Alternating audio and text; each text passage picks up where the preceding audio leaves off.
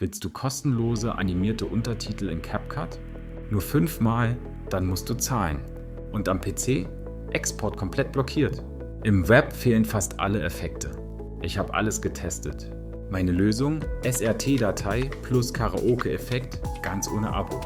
100% kostenlos, 100% funktional.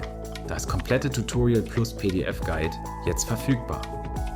Du loggst dich bei Gladia ein, klickst auf Playground und lädst MP4-Datei hoch.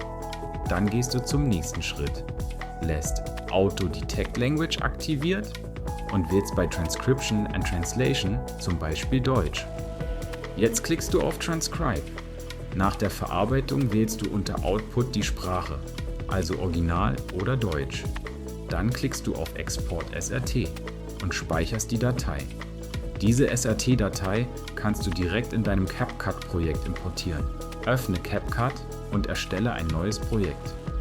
Lade dein Video hoch und zieh es auf die Timeline. Dann klickst du im Menü auf Text und wählst lokale Untertitel. Jetzt lädst du die SRT-Datei hoch, die du mit Gladia erstellt hast, und fügst sie in die Timeline ein. Die Textspur bleibt markiert. Rechts oben kannst du jetzt Stil, Schriftfarbe und Animationen auswählen. Zum Schluss einfach exportieren.